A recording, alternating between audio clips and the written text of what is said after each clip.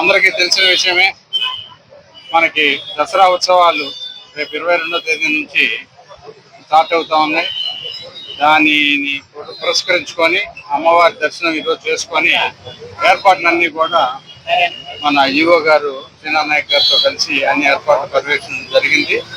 ఈసారి last year నాది మొదటి అనుభవం. ఈసారి ఇంకా బాగా చేస్తున్నారు.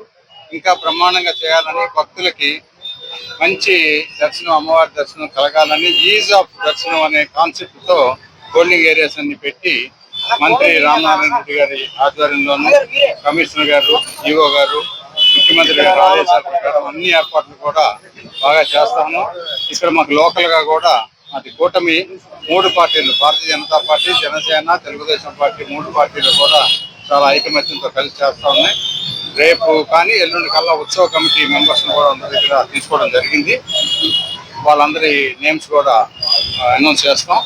తప్పకుండా అమ్మవారి చలవతో ఈసారి ఉత్సవం చాలా బ్రహ్మాండంగా జరుగుతుందని భావిస్తూ, ఇంకా డైలీ కూడా పర్యవేక్షణకి మా ఎమ్మెల్యే ఆఫీస్ తరఫున, నా తరఫున కూడా నేను కూడా అది మళ్ళీ పర్యటించి కంటిన్యూస్గా భక్తులకి సౌకర్యార్థం, ఎందుకంటే దేశం నుంచి చాలా ప్రదేశాల నుంచి కూడా వస్తారు కాబట్టి, మన రాష్ట్రమే కాదు మన పక్క రాష్ట్రం తెలంగాణ నుంచి కూడా చాలా మంది ఎక్కువ వస్తారు.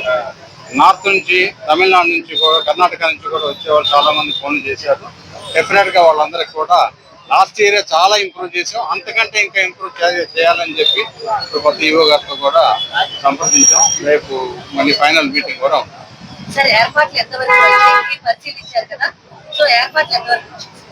ఏర్పాట్లు సుమారుగా 90% అయిపోయినాయమ్మా. ఇంకో 10% 2-3 రోజుల టైం ఉంది కాబట్టి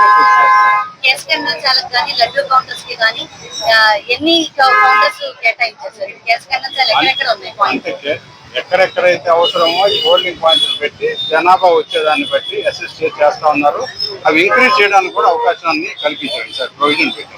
ఒకవేళ జనాభా ఎక్కువ వస్తే ఖచ్చితంగా కేంద్రాలకి అప్పటికప్పుడు కూడా ఇంకా కొంచెం ఎక్స్పెండ్ చేయండి. ఒకవేళ భక్తుల సంఖ్య కూడా పెరిగితే వాళ్ళని హోల్డింగ్ చేసేందుకు హోల్డింగ్ పాయింట్స్ ఎక్కడెక్కడ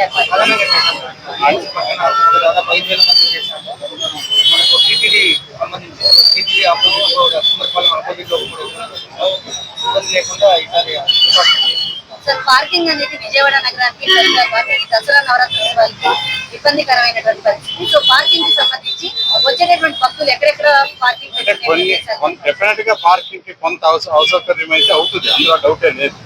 ఉన్నంత వరకు చాలా చోట్ల ఏర్పాటు చేయడం జరిగింది.